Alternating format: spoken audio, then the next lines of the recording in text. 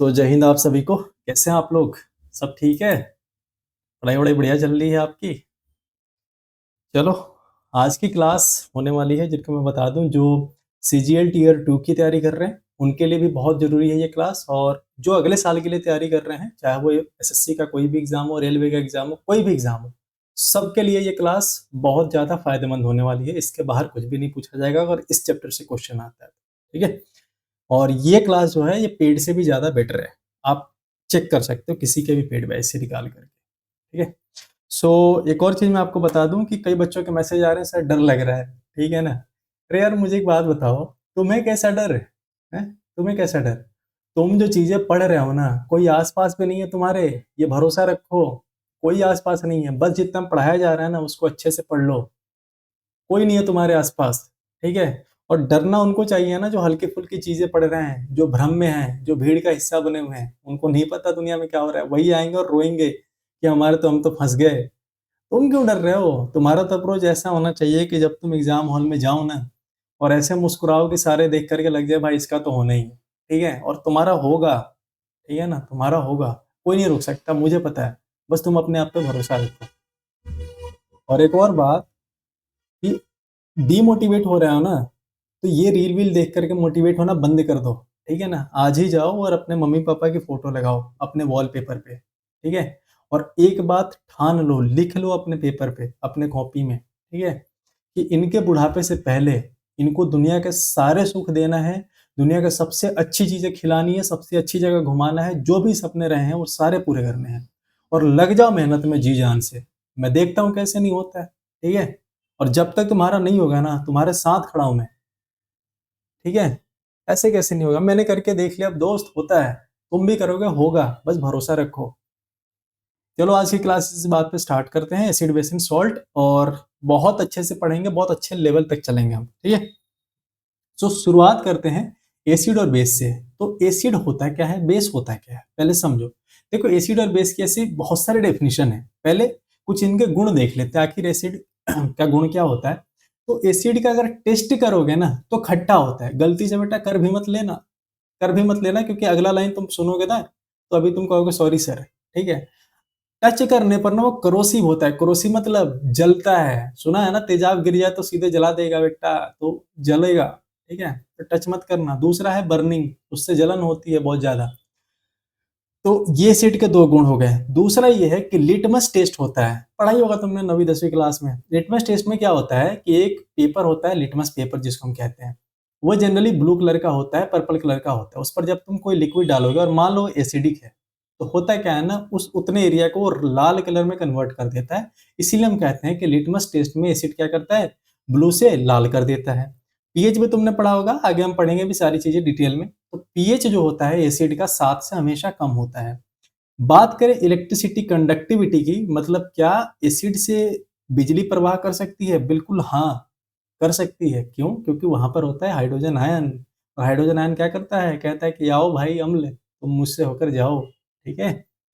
अब एग्जाम्पल की बात करें तो hydrochloric acid, sulphuric acid, nitric acid, acetic acid, तुमने सारे ही सुनोगे, बहुत सारे हैं, अनंत है एसिड, कितने जानोगे, ठीक है?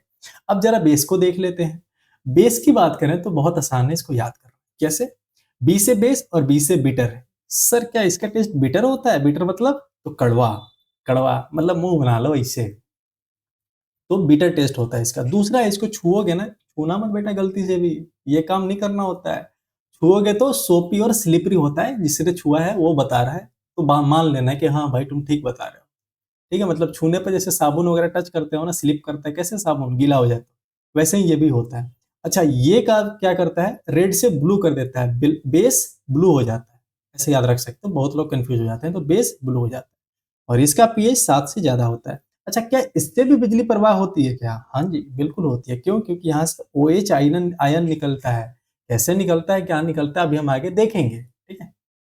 एग्जाम्पल इसके कौन-कौन से हैं? Sodium hydroxide, potassium hydroxide, calcium hydroxide, जितने भी ये दिख रहे हैं ना आपको, देखो कल हमने पढ़ा था ना अल्कली मेटल और अल्कली अर्थ मेटल। कौन था? पहले ग्रुप को अल्कली मेटल कह रहे थे और दूसरे ग्रुप को अल्कली अर्थ मेटल कह रहे थे। जिन्होंने नहीं पढ़ा है, पीरियोडिक टेबल जाकर के पढ़ो, बहुत अच्छे से पढ़ा है मैंने, ठीक है? जिन्होंने पढ़ा है उन बच्चों को याद होगा।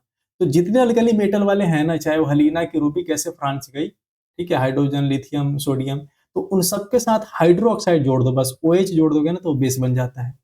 ठीक है, वैसे ही ये अल्कली अर्थ मेटल के साथ हाइड्रोक्साइड जोड़ दो, वो बेस बन जाता है। ठीक है, तो ये हो गया आपके बेस का गुण। अच्छा, कई सारे साइंटिस्ट हैं जिन्होंने अपना अपना एसिड और बेस का डेफिनेशन दिया। यहाँ से सवाल पूछा जाता है, खास करके CDS वगैरह एग्जाम में यहाँ से सवाल पूछे जा रहे हैं। तो देख लो, अभी हाल ही में यहाँ से क्वेश्चन आया था। सो आर्हेनियस का एक सिद्धांत चलता है, आर्हेनियस की थ्योरी चलती है। आर्हेनियस की थ्योरी में क्या था कि, एक सेकंड रुको ना। चलो जी, आ जाओ वापिस टॉपिक पे। सो आर्हेनियस साहब क्या कहते हैं हमारे, आर्हेनियस साहब कहते हैं देखो जी, मेरे एसिड का और बेस का डेफिनेशन बिल्कुल अलग है। क्या है बताइए सर, जरा हम भी जान लें। ठीक है, तो आर्हेनियस कहते हैं कि जब जब कोई भी कंपाउंड पानी में घुलने के बाद, यहाँ लिखा है ना एक्वस सॉल्यूशन मतलब पानी, पानी में घुलने के बाद या तो हाइड्रोजन आयन रिलीज कर देता है। क्या? Hydrogen ion. H प्लस मतलब होता है हाइड्रोजन आयन। ठीक है, तो हाइड्रोजन आयन या H3O प्लस, ये क्या होता है सर? बताता हूँ, घबराना नहीं है। H2O जानते हो ना? हाँ जानते हैं सर। क्या होता है? पानी होता है। अच्छा, और इन्होंने कहा क्या? H plus. जरा ध्यान से देखना, इसमें जरा इनको जोड़ दोगे तो क्या हो जाएगा? H2 था, H3 हो गया, और प्लस है तो प्लस प्लस आ गया। दोनों सेम ही होता है। ठीक है ना? तो घबराने की जरूरत नहीं है सर, पता नहीं है क्या लिख दिया आपने, कुछ नहीं है। ठीक है, तो HCl या कोई भी ऐसा कंपाउंड जब पानी में घोलो तो उसमें से H प्लस निकल जाता है, तो हम उसको एसिड कह देते हैं। यह आर्हेनियस का सिद्धांत था। ठीक है, बेस के बारे में उन्होंने कहा, क्या कहा? उन्होंने कहा कि जब उसको आप पानी में घोलो, कोई भी केमिकल जब आप पानी में घोलो और उसमें से OH निकल जाए, OH माइनस, ठीक है, तो उसको मैं बेस मान लूंगा। ठीक है, ये था पूरा का पूरा आर्हेनियस का सिद्धांत। समझ आ गई बात? चलो, अब आ जाते हैं ब्रोंस्टेड एंड लॉरी कंसेप्ट पे। ब्रोंस्टेड एंड लॉरी कंसेप्ट की बात करें तो इन्होंने भी अपना एसिड का एक डेफिनेशन दिया। क्या दिया भाई साहब? इन्होंने कहा कि अगर किसी कंपाउंड को घोलने पर, ठीक है, अगर उसमें से प्रोटॉन निकल जाए या कोई प्रोटॉन डोनेट कर दे, ठीक है, तो उसको हम क्या कहते हैं? एसिड। और जो उस प्रोटॉन को एक्सेप्ट कर ले उसको हम कह देते हैं बेस। ठीक है, तो कहोगे सर ये प्रोटॉन क्या आ गया? तो प्रोटॉन कुछ नहीं है, वही H प्लस को ही हम प्रोटॉन कह देते हैं। ठीक है, इन्होंने भी कोई बड़ी बात नहीं कही, इन्होंने सिर्फ एक्सेप्ट और डोनेट करने की बात कह दी। जो डोनेट कर दिया वो एसिड, और जो एक्सेप्ट कर लिया वो बेस। उदाहरण के तौर पर यहाँ देख सकते हो कि NH3 है और ये क्या है? H2O है। इसमें से एक H निकल करके इसके पास चला गया। ठीक है, इसका मतलब क्या है? इसने H डोनेट कर दिया है। ये H डोनेट कर रहा है तो ये एसिड की तरह काम कर रहा है, और ये H एक्सेप्ट कर रहा है तो ये बेस का काम कर रहा है। ये बेस का काम कर रहा है और ये एसिड का काम कर रहा है। सिंपल। ठीक है, ये हो गया आपका ब्रोंस्टेड एंड लॉरी कंसेप्ट। अब आ जाते हैं लुईस थ्योरी पर कि सर यहाँ से क्वेश्चन आ जाता है बहुत, लुईस एसिड और लुईस बेस क्या कहलाता है। ठीक है, इनके एसिड को हम लुईस एसिड कह देते हैं और इनके बेस को हम लुईस बेस कह देते हैं। क्या होता है सर? इससे पहले आपको एक कंसेप्ट समझना पड़ेगा। क्या है सर कंसेप्ट? वो है लोन पेयर का। क्या है सर ये लोन पेयर? बताता हूँ अभी। देखो, हमने पढ़ा था कि सर नाइट्रोजन की अगर हम बात करें, इलेक्ट्रॉनिक कन्फिगरेशन क्या होता है? टोटल इसकी परमाणु संख्या होती है 7। ठीक है, इलेक्ट्रॉनिक कन्फिगरेशन बताएं तो ये होता है 2 और 5, यानी बाहरी ऑर्बिट में है 5। ठीक है, सजाएंगे तो कैसे सजेगा? 1s2, और ये कैसे सजेगा? 2s2, यानी s पर तो 2 बंद हो जाएंगे, और फिर भेजेंगे किस पर? p वाले कमरे में। कितने बज गए? 3, तो 3 यहाँ चले जाएंगे। ठीक है, अब आप कहोगे कि सर इसके पास टोटल कितने हैं? 5 इलेक्ट्रॉन है बाहरी डब्बे में, बाहरी घर में। इसको चाहिए 3 इलेक्ट्रॉन। ठीक है, तो 3 इलेक्ट्रॉन चाहिए। ध्यान से देखना, ये हो गया n, ये मैं बना रहा हूं इलेक्ट्रॉन, मान लो ये हो गया 2, 2 4 और 1 5। ठीक है, ऐसे बनाने का ये तरीका होता है। इसको कितने इलेक्ट्रॉन चाहिए? 3 इलेक्ट्रॉन चाहिए। तो ये क्या करता है? मान लो एक हाइड्रोजन है, हाइड्रोजन का परमाणु संख्या 1, तो उसके पास इलेक्ट्रॉन भी कितना होगा? 1। ये सारे कंसेप्ट मैं बता चुका हूं। जिन बच्चों ने पढ़ा है उनको बहुत अच्छे से ये समझ आएगा, जिन्होंने नहीं पढ़ा है उनको थोड़ा दिक्कत होगा, जाकर के आप पढ़ सकते हो। ये हो गया H। तो क्या करता है ये नाइट्रोजन? कहता है कि देखो मेरे पास तो 5 है ही, यार हाइड्रोजन तुम एक एक दे दो ना यार प्लीज। ठीक है, तो ये क्या करता है? हाइड्रोजन से एक इधर से ले लिया, एक इसका ले लिया, और अपने वाले के साथ मिलकर के एक बॉन्ड बना लेता है। एक इसका और एक उसका हाइड्रोजन जोड़ लेता है, कहता है आओ ना यार हम मिलकर रहते हैं, ये बॉन्ड बना लिया। और एक इसका इलेक्ट्रॉन और एक इसका इलेक्ट्रॉन मिलकर के बॉन्ड बना लिया। तो इसके टोटल कितने हो जाते हैं? 3 के ले लिया और 5 इसके पास था, टोटल कितने हो गए? 8। अच्छा, कुछ दिख रहा है क्या आपको? दिख रहा है क्या? हाँ सर दिख रहा है। ये 2 इलेक्ट्रॉन ऐसे खाली छूट गए ना, तो 2 इलेक्ट्रॉन जो खाली छूट जाते हैं, जो बॉन्ड बनाने में पार्टिसिपेट नहीं करते हैं, उनको हम लोन पेयर इलेक्ट्रॉन कहते हैं। लोन अकेले, ठीक है, पेयर मतलब जोड़े और इलेक्ट्रॉन मतलब इलेक्ट्रॉन। बताओ समझ आ गया कि नहीं? कोई समझाएगा ऐसे? समझाएगा ऐसे? ठीक है। तो अब अगर हम बात करें लुईस एसिड की, तो लुईस एसिड क्या होता है? लुईस साहब ने कहा कि भाई साहब अगर कोई उसी इलेक्ट्रॉन पेयर को जो बच गया था उसको डोनेट कर दे तो उसको हम बेस कह देते हैं, और अगर एक्सेप्ट कर ले तो एसिड कह देते हैं। ए से एक्सेप्ट और ए से एसिड, लुईस के केस में। इससे पहले वाले ब्रोस्टेट लॉरी में अलग था। तो अगर लोन पेयर एक्सेप्ट कर ले तो एसिड, और डोनेट कर दे तो बेस। उदाहरण के तौर पर यहाँ देख लो, ये हो गया बोरॉन, ये फ्लोराइड, ठीक है। तो बोरॉन के बाहर वाले में कितने होते हैं? बोरॉन का परमाणु संख्या होता है 5, ठीक है। तो बोरॉन का अगर तुम बाहर का देखोगे तो कितना हो जाएगा? 2 और 3, बाहर वाले में है 3। तो बोरॉन ने क्या किया? एक फ्लोरीन, 2 फ्लोरीन, 3 फ्लोरीन। तो फ्लोरीन फ्लोरीन फ्लोरीन के साथ मिलकर के इसने बॉन्ड बना लिया, इसके तीनों वाले इलेक्ट्रॉन भाग ले लिए। अब फिर भी तुम देखोगे इसको 8 चाहिए ना, मतलब 2 और चाहिए इसको बाहर वाला पूरा करने के लिए, ठीक है। तो ये क्या करता है? कहता है कि यार देखो नाइट्रोजन भाई तुम्हारे पास तो है ना 2, ठीक है। तो नाइट्रोजन कहता है हाँ 2 है, तो यार दे दो ना मुझे। तो कहता है कि अच्छा फिर मेरा क्या? बोलेगा यार मिल के रहेंगे ना, मैं लेके थोड़ी जा रहा हूँ, हम साथ मिल के रहेंगे, मुझे आप अपने घर पे रख लो। तो ये जो 2 इलेक्ट्रॉन है नाइट्रोजन के पास, 3 तो बॉन्ड बना लिए हैं, 2 जो लोन पेयर इलेक्ट्रॉन है वो क्या करता है? बोरॉन को दे देता है। तो इसके पास भी टोटल ये 6 से 8 हो गए, और इसके पास 8 तो हो ही, तो ये दोनों बैलेंस हो जाते हैं। तो 2 दे दिया तो डोनेट करने वाले को बेस, और एक्सेप्ट कर लिया तो एसिड। ये हो गया एसिड और ये हो गया बेस। ये हो गया क्या? एसिड, और ये हो गया क्या? बेस। बस खत्म बात। यही होता है लुईस एसिड लुईस बेस। बताओ कहीं दिक्कत? कोई पढ़ाएगा ऐसे बेहतर? बताओ। अब जाके यार क्या डरते हो यार? तुम्हें वहां ले जाकर छोड़ूंगा ना, सबसे पहले पेपर में जीके ढूंढोगे, टेंशन मत लो। आ जाओ, टाइप ऑफ इंडिकेटर देख लेते हैं। अच्छा इंडिकेटर क्या होता है सर?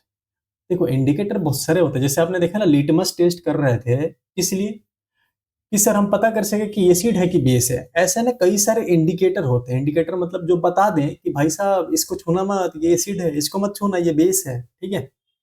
कई सारे इंडिकेटर हैं ऐसे। जैसे कुछ नेचुरल इंडिकेटर्स हैं। नेचुरल मतलब जो प्रकृति में ऐसे ही रहते हैं, किसी ने नहीं बनाया, वो खुद ब खुद है। उदाहरण के तौर पर लिटमस। लिटमस कहाँ से मिलता है हमारे को? थैलोफाइटा से मिलता है, ठीक है। थैलोफाइटा नाम का एक पौधा है, वहां से हमारे को लिटमस मिलता है, ठीक है। और थैलोफाइटा में भी लाइकेन होता है, लाइकेन से ये चीज बनता है। उतना डिटेल नहीं जानना है आपको, बस इतना जानो कि लिटमस में एसिड कैसा हो जाता है? रेड, ब्लू से रेड हो जाता है, सॉरी। और बेस क्या करता है? रेड से ब्लू कर देता है, ये तो आपको पता है।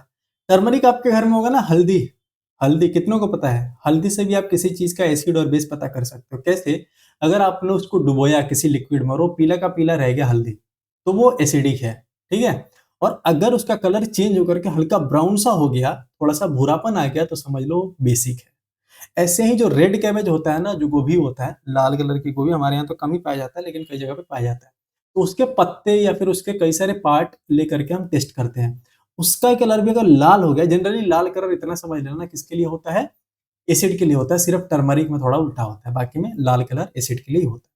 तो रेड कैबेज में भी अगर लाल दिख रहा है तो एसिड है, और थोड़ा सा येलो की तरफ चला गया तो क्या है? बेस है। चाइना रोज तुमने देखा है? गुड़हल का फूल, ये भी बहुत अच्छा होता है इंडिकेटर। जा करके आज चेक करना, ठीक है। क्या करना?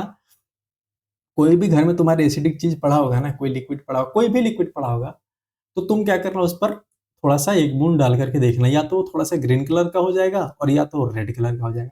ग्रीन हो जाएगा तो बेस हो गया, और रेड हो गया तो एसिड हो गया, सिंपल। ऐसे ही कुछ फूल होते हैं जिनकी पंखुड़ियां, वो भी ऐसा ही काम करती हैं। हाइड्रांजिया, जिरानियम, पिटूनिया, ये उतने इंपॉर्टेंट नहीं है। अच्छा कुछ लोगों ने ही बना लिए, लोगों को तो तुम जानते ही हो। इन्होंने देखा नहीं कि प्रकृति के पास ऐसा कुछ है, ये अपना बनाना शुरू कर देते हैं बेचारे। जिस दिन मिल गए ये लोग ना, बहुत जलन है मुझे इन लोगों से। तो सिंथेटिक इंडिकेटर उसको कहते हैं जो लोगों ने बनाया। जैसे उदाहरण के तौर पर एक होता है फिनोफ्थलीन। सर नाम बहुत डिफिकल्ट लग रहा है, अरे इतना नहीं है डिफिकल्ट, सुनो। फिनोफ्थलीन, ठीक है। फिनोफ्थलीन क्या होता है सर?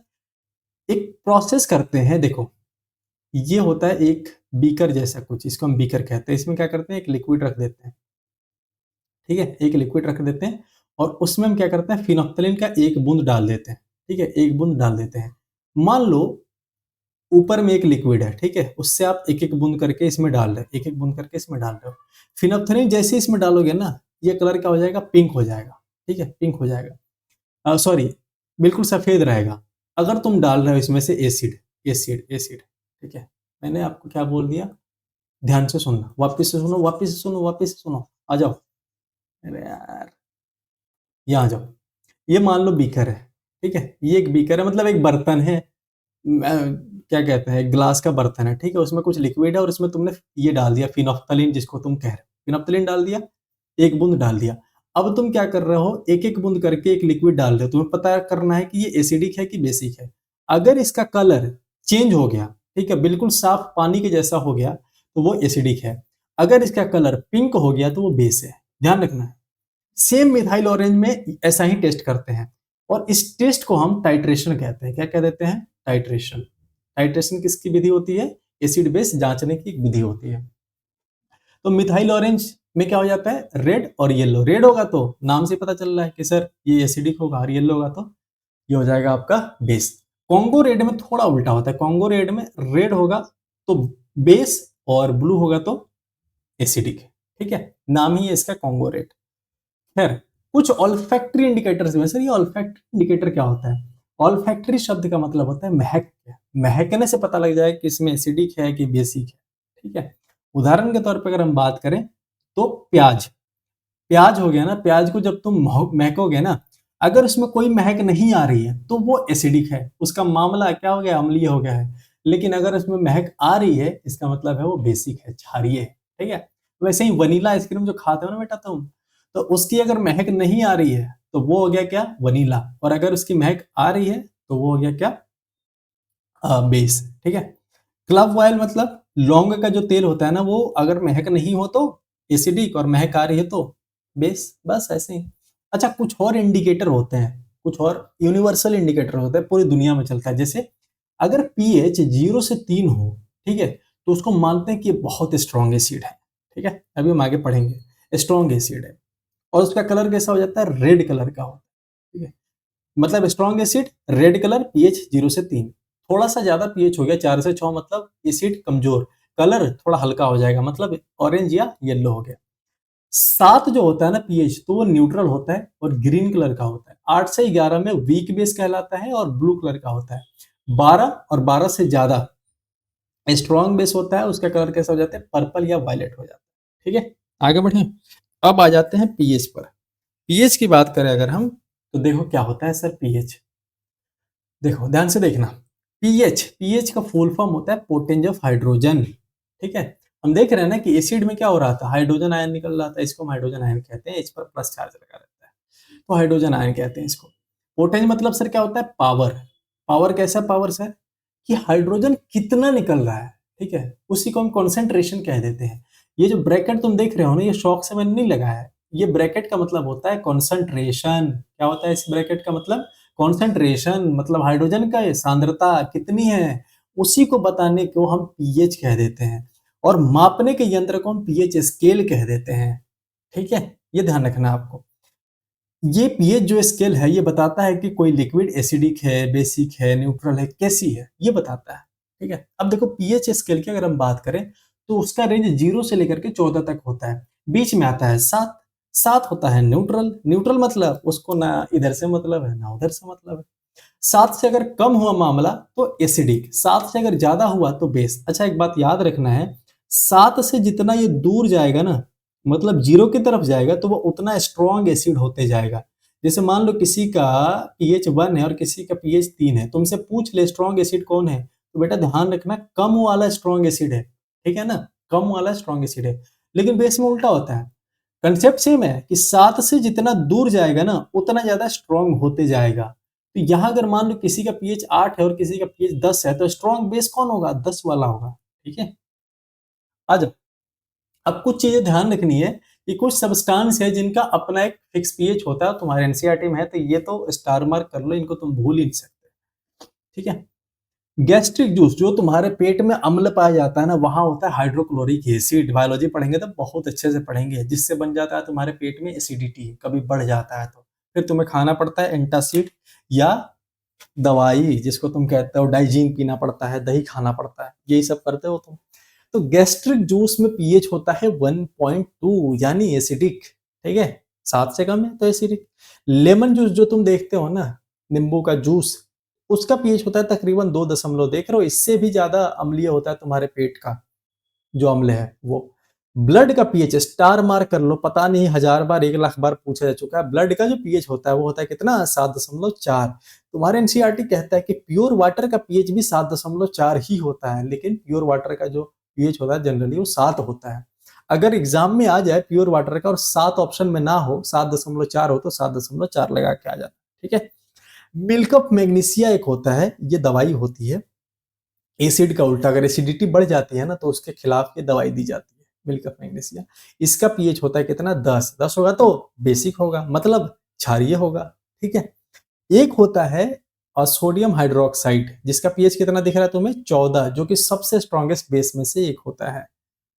हाँ, थक गया। यहाँ पर तुम कुछ पीएच देख सकते हो, यहाँ पर लिखा होगा, जैसे 7 पर सबसे पहले क्या दिखेगा तुम्हें, पानी। 7 से कम हो गए तो दूध, दूध में क्या दिखता है, थोड़ा सा एसिडिक होता है, लैक्टिक एसिड का नाम सुना, वैसे ही कॉफी में भी एसिड होता है। उससे थोड़ा नीचे वाइन, विनेगर, ये सारे होते हैं, इनका मैं एग्जांपल आगे देखेंगे, चिंता मत करो। तो पीएच को ना लिखने का एक तरीका होता है, minus of log H plus. Sir ये क्या होता है सर, ठीक है, थोड़ा सा देखो, ये के ए पी ए के क्या होता है ना, हम आगे पढ़ेंगे, तो इसको लिखने की जरूरत नहीं है। देखो, मान लो तुम्हें एग्जाम में दे देता है कि सर हमने हमारे H प्लस का एक कंसंट्रेशन जो है वो कितना दिया हुआ है, ठीक है, H प्लस का कंसंट्रेशन दिया हुआ है, मान लो 10⁻³ तो हमें बताना है पीएच। पीएच कैसे निकालोगे, तो पीएच निकालने के लिए क्या करना, तुम ऐसे माइनस लिख देना, लॉग लिख देना, और जो इसका कंसंट्रेशन दिया है ना, जैसे 10⁻³ तो ये लिख देना। अब कैसे इसको सॉल्व करते हैं, इस माइनस को आगे ले आओ, तो माइनस आगे ले आओ तो क्या हो जाएगा, माइनस माइनस प्लस, तो 3 और लॉग, और 10 है तो 10 उधर रह जाएगा, और log 10 का वैल्यू होता है 1, तो यहां लिख दोगे 3 × 1 बराबर 3। तो ऐसे निकल गया पीएच 3। अगर किसी का कंसंट्रेशन ऐसे दिया हो तो तुम ऐसे पीएच निकाल लेना, सिंपल। ऐसे ही कई बार ना पीएच प्लस ना देकर के ओएच माइनस का पूछ लेता है, ठीक है, ओएच माइनस का कंसंट्रेशन दिया होगा और पूछ देगा पीओएच निकालो, ठीक है, पीओएच निकालो, या OH माइनस देकर के तुमसे पीएच पूछ लेगा। तो तुम्हें क्या करना है, देखो ये फॉर्मूला अप्लाई कर देना, पीएच और पीओएच दोनों का जोड़ कितना हो जाता है, 14। अगर तुम्हें सिर्फ OH का कंसंट्रेशन दे दिया मान लो, और उसका निकल के कितना आ गया, मान लो 10 आ गया, ठीक है, या 3 आ गया, ठीक है, 3 आ गया, मान लो पीओएच का कंसंट्रेशन आ गया 3, ठीक है, तो तुम पीएच कैसे निकालोगे, तुम यहाँ पर 3 रखोगे और 3 को 14 में से घटा दोगे, तो 14 में से 3 गया 11, उसका पीएच कितना हो जाएगा, 11, ठीक है। ऐसे करके हम पीएच निकालते हैं। आगे बढ़े, चलो। अब आ जाते हैं importance of pH in daily life. हमारे जो जीवन काल है रोज के, कैसे भी कैसे पीएच काम आता है, जरा देखना, बहुत इंटरेस्टिंग है। ये सवाल पता नहीं कितने बार पूछा जा चुका है तुम्हारे एग्जाम में, नहीं देखा होगा तुमने तो आज जाकर के देख लेना। ह्यूमन जो बॉडी होती है, हमारी तुम्हारी तुम्हारी हमारी जो बॉडी है, शरीर है, ये कितने पीएच रेंज पर काम करती है, तो 7 से लेकर के 7.8 पर। एक बार, 2 बार, 3 बार, 4 बार 7 स्टार लगा लेना, ये एग्जाम में तुम्हारे पूछा ही जाता है, ठीक है। ह्यूमन बॉडी हमारी जो कितने पीएच पर काम करती है, 7 से लेकर 7.8। अगर इसको ऐसे ना लिख करके कोई पूछता, हमारी जो पीएच है, बॉडी के पीएच है, वो स्लाइटली बेसिक पर काम करती है, तो क्या ये गलत होगा क्या, नहीं नहीं सर, सही होगा, ठीक है। बेसिक है ना, 7 से थोड़ा ज्यादा, तो बेसिक वाले पे काम करती है। अच्छा, एसिड रेन के बारे में तुमने सुना है, एसिड रेन, तो एसिड रेन में ना पीएच 5.6 से कम होता है, ठीक है। एसिड रेन में बेसिकली क्या होता है, पानी जब बरसता है, हवा में नाइट्रोजन ऑक्साइड और सल्फर डाइऑक्साइड गैसेस होते हैं, ठीक है। तो वो क्या करते हैं, पानी में क्या है, पानी H2O का बना हुआ है, तो H2O में H है और NO2 है, दोनों मिलकर के क्या बना लेते हैं, नाइट्रिक एसिड, इसलिए क्या हो जाती है, अम्लीय वर्षा होने लगती है। वैसे ही सल्फर डाइऑक्साइड का तुमने नाम सुना है, SO2, और पानी में क्या है, H2O, तो ये दोनों मिलकर के H2SO4 बना लेते हैं, तो इसके वजह से क्या हो जाता है, पानी में क्या बरसने लगता है, एसिड बरसने लगता है, इसलिए हम उसको अम्लीय वर्षा कहते हैं, ठीक है। अच्छा, एक और क्वेश्चन पूछा जाता है, जो वीनस है ना, वीनस, वीनस को हिंदी में क्या कहते हैं मुझे नहीं पता। तो वीनस का जो एटमॉस्फेयर होता है, वायुमंडल होता है, वो ना बहुत थिक होता है, वहां की जो बादल है ना, वो पीले कलर की और सफेद कलर की बनी हुई है। किस चीज की बनी हुई है, तो सल्फ्यूरिक एसिड की बनी हुई है। पता नहीं, ये भी कितने बार पूछ लिया गया है, तो ध्यान रखना है, किसकी बनी है, सल्फ्यूरिक एसिड की, ठीक है। और तुम्हारे पेट में कौन सा एक एसिड पाया जाता है? तो पाया जाता है वहां हाइड्रोक्लोरिक एसिड। इसको भी आप ध्यान रखोगे, हाइड्रोक्लोरिक एसिड बहुत स्ट्रॉन्ग एसिड है। बच्चों के देखोगे दांत सड़ जाते ही। हम क्या करते थे ना बच्चों को, जब उनके दांत सड़ जाते थे तो उनको कहते थे बेटा हंसो, तो वो हंसते थे ना, बहुत मजा आता था। पता नहीं तुम्हें आता था कि नहीं, पर हमें तो बहुत खुशी होती थी। फिर हम उन्हें चिढ़ाते थे, फिर वो रोने लगते थे, फिर हम डांट खाते थे।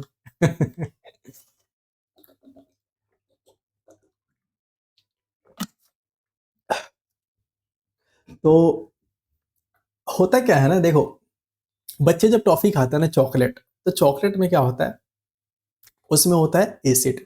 ठीक है। तो और सलाइवा जो होता है ना हमारा, सलाइवा भी थोड़ा सा एसिडिक होता है। उसमें एंजाइम होता है एमाइलेज नाम का एंजाइम, हम बायोलॉजी पढ़ेंगे तो वहां देखेंगे। टाइलेज और एमाइलेज का वो मिश्रण देखने को मिलता है। सो होता क्या है कि एसिडिक होने के कारण जो हमारे मुंह में बैक्टीरिया रहते हैं ना, कहोगे सर मुंह में हमारे बैक्टीरिया थोड़ी रहते हैं, हम तो रोज धोते हैं। बेटा सबके मुंह में है, पेट में है, आपके हाथ में, हर जगह पे है। ठीक है। प्रोबायोटिक का नाम सुने हो? बताऊंगा मैं, आने दो बायोलॉजी। तो होता क्या है ना कि मुंह के जो बैक्टीरिया वो एक्टिव हो जाते हैं, और जो चॉकलेट वगैरह जो दांत में फंसे हुए होते हैं ना, वो उनको खाना शुरू कर देते हैं। ठीक है। वो खाते हैं ना, उसके बाद वो क्या करते हैं, एसिड रिलीज करते हैं, एसिड निकालते हैं। उसके कारण से क्या हो जाता है, वो पूरे दांत जल जल जाते हैं, खराब हो जाते हैं। और बच्चों के दांत वैसे भी बहुत नाजुक होते हैं। ठीक है। तो उसी को हम टूथ डीके कह देते हैं।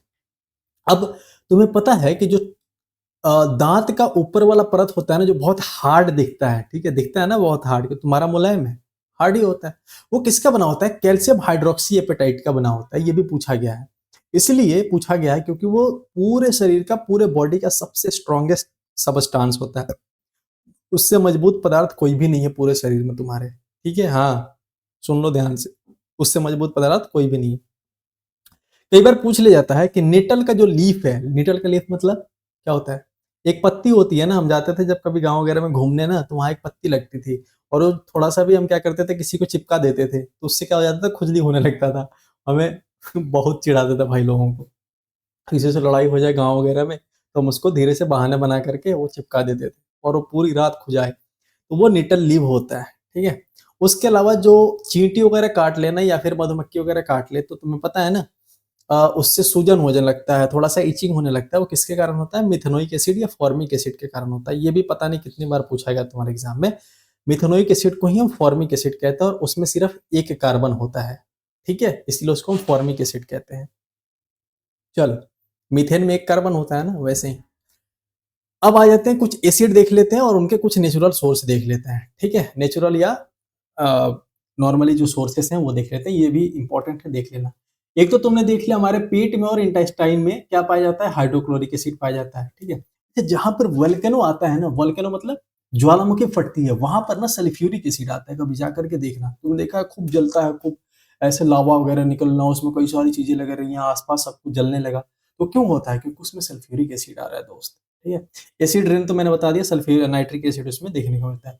विनेगर, विनेगर में एसिटिक एसिड होता है, स्टार मार्क कर लो, ये पूछा जाता है। ठीक है। विनेगर में क्या होता है? Acetic acid. याद करने का तरीका है, ऐसे वी लिखते हो ना, उल्टा कर दो तो ए बन जाएगा, तो एसिटिक एसिड।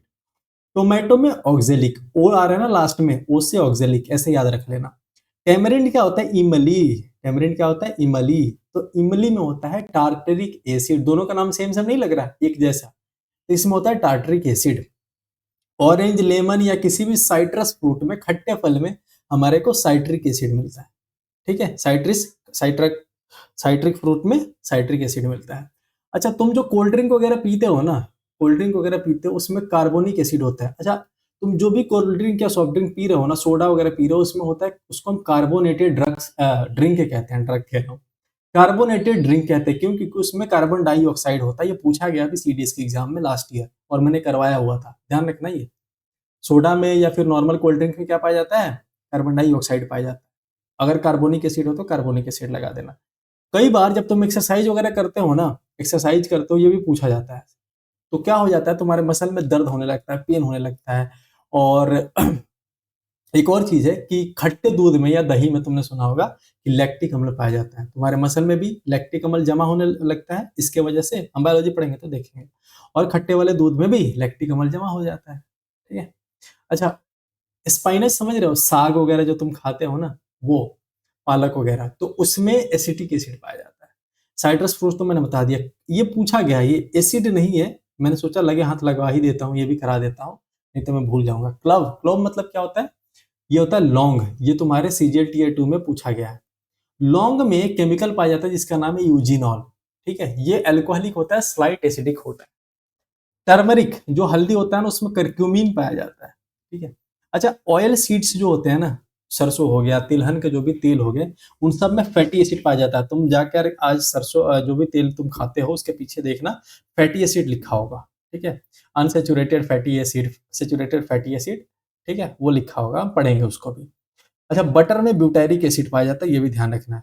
सेब में मॉलिक एसिड पाया जाता है, और कॉफी में क्लोरोजेनिक, साइट्रिक एसिड और मॉलिक एसिड, ये तीनों पाए जाते हैं। अब बहुत हो गया, अब आगे बढ़ जाते हैं। कुछ केमिकल रिएक्शंस देख लो, यहां से भी सवाल पूछ लिया जाता है। ठीक है, हमने रिएक्शंस बहुत पढ़े हैं भाई। ठीक है, यहाँ पर देखो क्या होता है।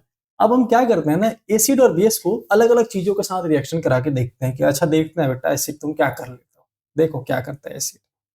एसिड क्या करता है, बेस के साथ अगर रिएक्ट करेगा, ठीक है, ये पूछा जाता है, एसिड बेस के साथ रिएक्ट करता है तो क्या बना लेता है, सॉरी एसिड मेटल के साथ रिएक्ट करता है तो क्या बना लेता है, सॉल्ट। ठीक है, और साथ में निकल जाता है हाइड्रोजन गैस। स्टार मार्क कर लो, ये पूछा गया तुम्हारे एग्जाम में कि मेटल के साथ एसिड के रिएक्शन कराने पर क्या निकलता है। ऑप्शन ए दिया गया था सॉल्ट, ऑप्शन 2 दिया गया था, ठीक है, हाइड्रोजन गैस, ऑप्शन 3 दिया गया था ए और बी दोनों, और ऑप्शन डी दिया गया था, ऑप्शन 4 दिया गया था ओनली 1। ठीक है, तो क्या होगा बताओ, क्या होगा, ओनली 1 नहीं था, none of them, none of them था शायद। ठीक है, तो बोथ ऑफ देम लगाना है। जब मेटल और एसिड आपस में रिएक्शन करते हैं तो एसिड सॉरी सॉल्ट और हाइड्रोजन गैस निकलता है। सेम वैसे ही जब मेटल और बेस रिएक्शन करते हैं ना, तो भी सेम प्रोडक्ट बनता है, सॉल्ट और हाइड्रोजन गैस निकलता है। ठीक है, पहला रिएक्शन नहीं होगा। दूसरा क्या हो जाता है, मेटल कार्बोनेट और हाइड्रोजन कार्बोनेट। ये क्या होता है सर, देखो कोई सा भी मेटल ले लो, मेटल तो तुम जानते ही हो। ठीक है, नहीं जानते तो अगली क्लास में हम पढ़ लेंगे, चिंता मत करो। जो भी इलेक्ट्रॉन रिलीज करते हैं वो सब मेटल की कैटेगरी में आ जाते हैं, हमने पीरियोडिक टेबल में बता दिया। जैसे मान लो सोडियम है, ये तो जानते होगे, सोडियम के साथ कार्बोनेट को जोड़ दो, ये होता है कार्बोनेट का फॉर्मूला। ठीक है, तो सोडियम पे होता है प्लस चार्ज और कार्बोनेट पे होता है -2 चार्ज। मैं बता चुका हूँ लिखने के लिए, तो ये दो नीचे इसके नीचे चला जाएगा, और ये प्लस वाला 1 इसके नीचे चला जाएगा, तो ये हटा दो। Na2CO3 फॉर्मूला होता है सोडियम कार्बोनेट का। तो सोडियम कार्बोनेट ले लो, या बाई कार्बोनेट या हाइड्रोजन कार्बोनेट सेम होता है। कैसे, Na बाइकार्बोनेट होता है HCO3। ठीक है, इसको हम बाइकार्बोनेट कहते हैं या हाइड्रोजन कार्बोनेट कहते हैं। तो अगर ऐसा कोई कंपाउंड हो और उसको हम एसिड के साथ रिएक्शन करा दे तो क्या मिलता है, उससे भी सॉल्ट ही मिलता है दोस्त। क्यों, क्योंकि सर ये बेसिक होता है। बेस और एसिड जब आपस में रिएक्शन करते हैं तो सॉल्ट बनता है। सॉल्ट के साथ क्या निकलता है सर, तो कार्बन डाइऑक्साइड। इसमें देख रहे हो दोनों में क्या है, CO2 है ना, CO3, तो निकलेगा क्या, कार्बन डाइऑक्साइड, और साथ साथ पानी भी निकल जाता है। तो याद रखना है, ये याद रखना है दोस्त। एक रिएक्शन होता है न्यूट्रलाइजेशन रिएक्शन। ठीक है, न्यूट्रलाइजेशन रिएक्शन मतलब न्यूट्रल कर देता है, एसिड और बेस दोनों को टकरा दो, टकराओगे तो क्या हो जाएगा, वो न्यूट्रल हो जाएंगे, तो क्या बना लेंगे, बेस बना लेते हैं, सॉरी सॉल्ट बना लेते हैं।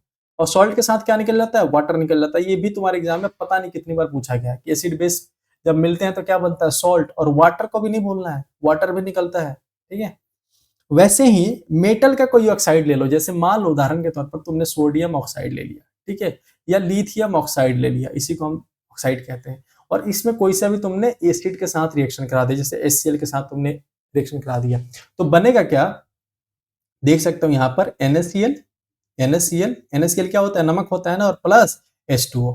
ठीक है, नमक और पानी ये बन करके निकल जाता है।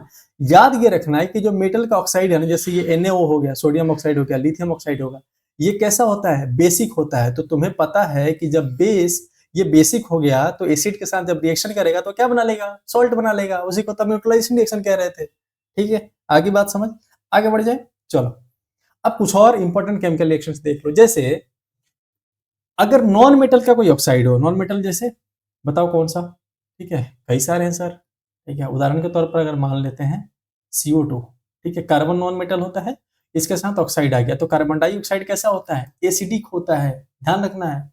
मेटल का ऑक्साइड बेसिक होता है और इसका ऑक्साइड एसिडिक होता है, और जब ये एसिडिक है और हमने बेस के साथ रिएक्शन करा देना है तो क्या निकलना है भाई साहब, सॉल्ट और पानी, खत्म हो गई बात। ठीक है, एक और चीज नोट कर लेना कि ग्लूकोज और अल्कोहल का जो तुम घोल बनाते हो ना, साला कोई पागल आदमी होगा, ठीक है कोई पागल आदमी होगा जो ग्लूकोज और अल्कोहल का मिक्सचर बनाएगा और उसमें क्या करे, उससे बिजली पास करेगा। कितने पागल हो गए यार, सोचो तुम, ग्लूकोज और अल्कोहल का मिक्सचर बना रहे होंगे और उससे बिजली पास करके देख रहे होंगे। हालांकि वो पागल नहीं है, साइंटिस्ट है। यही मजा है साइंस का, ठीक है ना। इसी पागलपने को साइंटिस्ट कहते हैं दोस्त। ठीक है, तो जब तुम ग्लूकोज और अल्कोहल का सोल्यूशन बनाते हो ना, उसमें से बिजली पास करके देखते हो, तो उसमें से बिजली पास नहीं होता है। एनसीईआरटी में लिखा हुआ है, इसलिए मैंने लिख दिया। चलो 6 नंबर देखो, एसिड और बेस इन वाटर। ठीक है, एसिड और बेस को जरा पानी में घोलकर देखते हैं क्या होता है। तो सबसे पहली बात, कोरोसिव रिएक्शन देखने को मिलता है। कोरोसिव क्या होता है? भाप से भाप बन के उड़ता है, बहुत तेज गर्म होता है। ठीक है ना, कभी पानी में डाल के देखना। यहां से ना एक सवाल पूछा जाता है कि बताओ, पानी में एसिड मिलाते हैं कि एसिड में पानी मिलाते हैं? कहोगे कहोगे कि ये क्या बकवास सवाल पूछ रहे हैं सर। ठीक है, जैसे मान लो यहाँ पर 1 लीटर पानी रखा है, ठीक है, और यहाँ पर 1 लीटर एसिड रखा है, प्योर एसिड। तो तुम इसको इसमें मिलाओगे या इसको इसमें मिलाओगे? बताओ।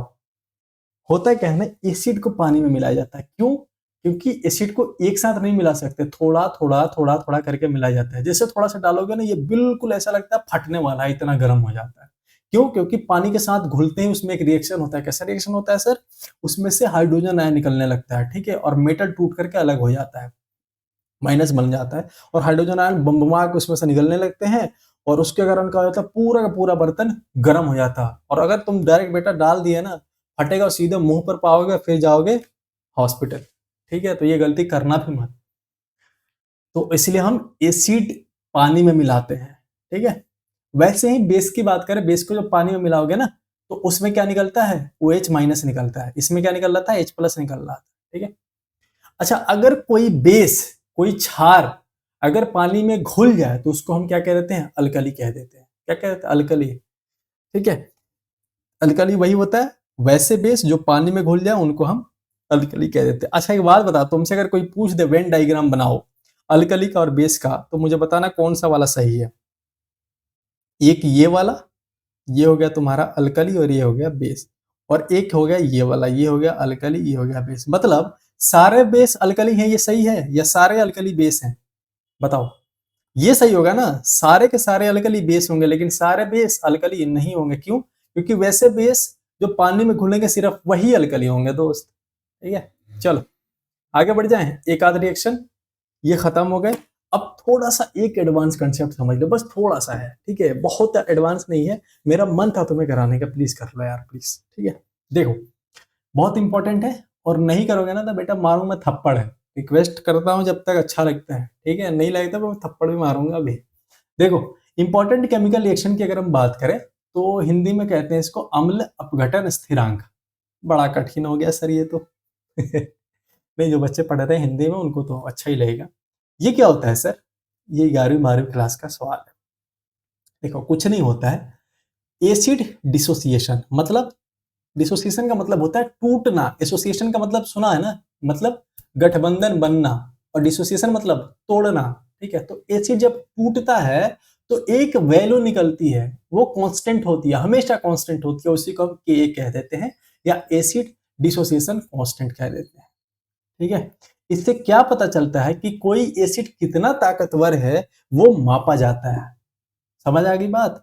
अगर आसानी से टूट रहा है और उसमें से हाइड्रोजन आयन निकल रहा है, जितना आसानी से हाइड्रोजन आयन निकल जाए वो स्ट्रॉन्ग एसिड होता है, और जितना मेहनत लगे, ठीक है, हाइड्रोजन आयन को निकालने में, वो वीक एसिड होता है।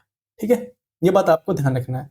तो यहां से एक बात निकल के आती है, जितना ज्यादा के की वैल्यू होगी उतना ही ज्यादा एसिड स्ट्रॉन्ग होगा। बस ये लाइन तुम्हें ध्यान में रखना है कि जितना ज्यादा के उतना स्ट्रॉन्ग एसिड। तुमसे ये एग्जाम में पूछा जा सकता है, इसलिए मैं कह रहा हूं, अभी लेवल हाई हो चुका है, वो दौर गया शॉर्टकट वाला। वीक एसिड की बात कर लेते हैं। देखो, एसिड जो है ना, जैसे मान लो ये कोई एसिड हो गया, ठीक है, अब ये टूटेगा तो क्या निकलेगा? H प्लस आयन निकलेगा, और ए पे क्या आ जाएगा? माइनस आयन आ जाएगा। ठीक है, तो हम डिसोसिएशन कांस्टेंट क्या करते हैं ना, तुम्हें पता है ना, ब्रैकेट से क्या हो गया? ब्रैकेट का मतलब हो गया कॉन्सेंट्रेशन, यानी सांद्रता। तो प्रोडक्ट की सांद्रता और उसको डिवाइड कर दो रिएक्टेंट की सांद्रता से, तो प्रोडक्ट में क्या क्या आया है देखना, हाइड्रोजन आयन आया है, तो उसकी सांद्रता ले लो या कॉन्सेंट्रेशन ले लो, और ए माइनस आयन आया है उसकी सांद्रता ले लो या उसका कंसंट्रेशन ले लो और डिवाइड कर दो किससे, जो रिएक्टेंट में, रिएक्टेंट में क्या है एच ए के कंसंट्रेशन से डिवाइड करते हो गई बात। यही होता है तुम्हारा डिसोसिएशन कांस्टेंट। क्या है इसमें बताओ जरा। तुम्हें मैं इसलिए सारी बातें बता रहा था ना ताकि ये लाइन तुम याद कर लो। कौन सी लाइन है सर, कि जितना ज्यादा के का हलवा, हिंदी में वो भोजपुरी में कहते हैं ना लड़के का हलवा, तो जितना ज्यादा का उतना ज्यादा स्ट्रॉन्ग एसिड और जितना कम का उतना वीक एसिड। ठीक है, बस इतना ध्यान रखना है। अच्छा एक और छोटा सा कंसेप्ट, ठीक है, छोटा सा बस। पीके क्या होता है सर, पीके आमिर खान वाला पीके? अरे नहीं मेरे भाई, ये थोड़ा सा उल्टा है। अच्छा हमका सिखा रिया है चलो पीके की बात करें तो पीके को हम दिखाते हैं माइनस ऑफ लॉग के। सर ये क्या पढ़ाने लगे आप, पता नहीं क्या क्या कठिन चीजें पढ़ा रहे हो। कुछ नहीं है दोस्त, के का उल्टा होता है, ठीक है, इतना बस ध्यान रखना। तो के का जब उल्टा होगा तो एक बात बताओ, जब पीके ज्यादा तो वीक एसिड होगा और पीके कम तो स्ट्रॉन्ग एसिड होगा। समझ रहे हो ना बात, के का उल्टा है, के ज्यादा था तो स्ट्रॉन्ग एसिड था, तो पीके को कम करना पड़ेगा तब स्ट्रॉन्ग एसिड बनेगा। समझ गए बात। अच्छा पीके का पीएच से कोई रिलेशन है सर? हाँ सर रिलेशन, यहां देखो पीएच बराबर होता है पीके और प्लस लॉग ये जो है ये ए का कॉन्सेंट्रेशन बाई एच ए का कॉन्सेंट्रेशन। कोई इंपॉर्टेंट नहीं है, मत रटना, इस इक्वेशन का नाम है हेंडरसन हेसलबैच इक्वेशन, नहीं है इंपॉर्टेंट, बस मैंने लिख दिया, मेरा मन कर रहा था तो मैं बता दूं। ठीक है, कि अपना भी लेवल है भाई, ऐसे हल्के में नहीं लेना है। ठीक है, सो जो ध्यान रखना वो देखो, अगर पीएच का मान पीके से ज्यादा दे दिया गया है, ठीक है, जैसे मान लो तुम्हें कह दे कि पीएच बराबर 7 और पीके बराबर 3, तो हमें बताना है कि वो जो सोल्यूशन है वो स्ट्रॉन्ग एसिडिक होगा कि स्ट्रॉन्ग बेस होगा। ठीक है, तो जब भी पीएच का मान पीके से ज्यादा होगा ना तो वो स्ट्रॉन्ग बेस होगा। ठीक है, और अगर पीएच का मान मान लो 3 होता और पीके का मान 7 होता, यानी पीएच कम है पीके से, तो क्या हो जाता है, स्ट्रॉन्ग एसिडिक हो जाता है। ठीक है, बस बस बस अब इतने करके रोक देता हूँ। यहाँ आ जाओ, कॉन्सेंट्रेशन और डाइल्यूशन दो शब्द समझो। कॉन्सेंट्रेशन हमने पिछली क्लास में समझा है ना। कॉन्सेंट्रेशन का क्या मतलब था कि सर ये पानी था, ठीक है, ये पानी था, अब इसमें हम नमक घोल रहे थे, तो जिसको हम घोल रहे हैं ना उसको ऊपर रख रहे थे हम लोग, उसी को हम सॉल्यूट कर रहे थे, और जिसमें घोल रहे हैं उसको हम नीचे रख रहे थे जो सॉल्वेंट है। ठीक है, तो सॉलिड और बाइट सॉल्वेंट, इसी को हम कॉन्सेंट्रेशन यानी सांद्रता कह रहे थे। तो डाइल्यूशन क्या होता है देखो सांद्रता को कम करने की विधि। ठीक है, जैसे मान लो कोई चीज गाढ़ा हो गया तुम्हारे ये पानी है, इसमें डालना था 50 ग्राम नमक। ठीक है, 1 लीटर पानी में कितना डालना था, 50 ग्राम नमक, तुमने क्या कर दिया 100 ग्राम नमक डाल दिया। अब इसको बैलेंस कैसे करें, तो क्या करना पड़ेगा, सोच, थोड़ा सा सोचो। कुछ नहीं करना सर, इसमें 1 लीटर पानी और मिला दो, तो 1 लीटर के हिसाब से 50-50 लीटर बढ़ जाएगा, पर लीटर 50 ग्राम, खत्म हो गई बात। तो यही विधि को डाइल्यूशन कहते हैं या तनुकरण कहते हैं, मतलब कि सांद्रता को कम करने की विधि होती है। इसमें क्या किया तुमने, पानी मिलाया, पानी क्या होता है, सॉल्वेंट होता है। बताओ इसमें क्या मुश्किल है दोस्त, क्या है मुश्किल बताओ। ठीक है, ये तो सांद्रता कहलाता है। अच्छा सांद्रता अगर तुमसे कोई पूछ ले ना, देखो कोई पूछ ले तुमसे, अरे यार मुझे नहीं लगता तुम्हें कोई ऐसे सिखा पा रहा होगा, अगर सिखा रहा है तो अच्छी बात है, बाकी तो मुझे नहीं लगता। अगर तुम्हें दे दे कि मान लो कोई एक लिक्विड है, ठीक है, लिक्विड का नाम है एक्स, एक्स ही रखूंगा मैं, तो एक्स लिक्विड है, उसका कॉन्सेंट्रेशन दिया हुआ है 0.1 मोल। ठीक है, मोलर, मोलरिटी हम लोग पढ़ चुके हैं ना क्लास में, जितने लोग नहीं पढ़े जाकर पढ़ लेना। मान लो दिया हुआ C1 बराबर 0.1 मोल, ऐसे क्वेश्चन पूछे जाते हैं। और दे दिया गया है कि मान लो इसका वॉल्यूम दिया हुआ है कितना, 1 लीटर। ठीक है, 1 लीटर दिया हुआ है, और पूछ ले, ठीक है, कि मान लो हमारे को एक नया लिक्विड बनाना है और उसमें हमारी सांद्रता आनी चाहिए, कॉन्सेंट्रेशन आना चाहिए कितना, 0.2 m। ठीक है, तो हमें कितना लीटर पानी या कुछ भी मिलाना पड़ेगा बताओ। दूसरा वॉल्यूम क्या होगा, कैसे निकालोगे, तो उसके लिए फॉर्मूला होता है C1V1 बराबर C2V2। कितना आसान है फॉर्मूला, एक काम करो C1 के जगह पर C1 रखो 0.1 इंटू V1 के जगह पे क्या रखोगे 1। ठीक है, 1, या इसको काम करो ml में कन्वर्ट कर लो 1000 ml, और बराबर कर लो C2 क्या दिया हुआ है 0.2। तुम्हें कह रहा है क्या कि सर हमारे को V2 बताओ कितना पानी मिलाना पड़ेगा, तो कुछ नहीं करना, ये देखो ये डॉट से डॉट काट दो और 2 से इसको काट दो, कितना हो गया 500, तो 500 ml मिलाना पड़ेगा, 500 ml मिला दोगे तो उसकी सांद्रता 0.1 से 0.2 हो जाएगी, खत्म हो गई बात। कितना आसान है, कितना आसान है दोस्त, सोचो। चलो अब आ जाते हैं हम बफर सोल्यूशन पे। बफर सोल्यूशन क्या होता है सर, देखो ऐसा सोल्यूशन ऐसा लिक्विड, ठीक है, जिसमें मान लो तुम हल्का सा एसिड डाल दो या हल्का सा कोई बेस मिला दो, उसमें कोई चेंज नहीं आ रहा। अरे भैया ऐसे कैसे? ठीक है, जैसे मान लो एक लिक्विड तुम्हें पकड़ा दिया मैंने, उसका पीएच है कितना, 6.5, ठीक है, तुमने क्या करा, हल्का सा एसिड डाल दिया, फिर भी देखा क्या सर 6.5 ही आ रहा है, इसमें तो कोई बदलाव नहीं होगा। ठीक है, तुमने कोई बेस मिला दिया, फिर भी देखा कि इसमें 6.5 ही, अरे भैया ये तो जादू हो गया। ठीक है, तो हम इसको कह देते हैं क्या, बफर सोल्यूशन या बफर विलयन कह देते हैं। ठीक है, ये बात समझ आ गई आपको। अच्छा, एसिडिक बफर या बस बेसिक बफर क्या होते हैं, सिंपल समझ लेना कि अगर वीक एसिड है, ठीक है, वीक एसिड है और उसमें उसका मान लो कोई हम ये बना रहे हैं, क्या नाम है, ठीक है, उसका हम बेस बना रहे हैं, ठीक है, बेस बना रहे हैं, उसके सॉल्ट का हम बेस बना रहे हैं, तो हम उसको कह देते हैं क्या छोड़ो ये तुम्हारे लेवल से बाहर चढ़ा जाएगा, हालांकि मैंने लिख दिया था। बस एक बात याद रखना है आपको, ये देखो, ये देखो, ये लाइन याद रखना कि ब्लड जो होता है वो नेचुरली बफर सोल्यूशन होता है। इसलिए बफर सोल्यूशन होता है क्योंकि वो अपने पीएच को 7.4 पर मेंटेन कर लेता है। तुम्हें पता है ना ब्लड का पीएच कितना होता है, 7.4 होता है, और वो अपने पीएच को मेंटेन कर लेता है। क्यों? क्योंकि ब्लड के पास आता है कार्बोनिक एसिड और बाइकार्बोनेट, उसके द्वारा क्या हो जाता है ना, जैसे कोई भी इसका पीएच बदलने की कोशिश करता है, बोलता है बाबू मैं नहीं झुकेगा, ठीक है, मैं उतना का उतना ही रहेगा, तो ऐसे करके ब्लड अपने आप को मेंटेन कर लेता है। चलो, एसिड बेस हो गया खत्म। अब आ जाते हैं हम सॉल्ट पे।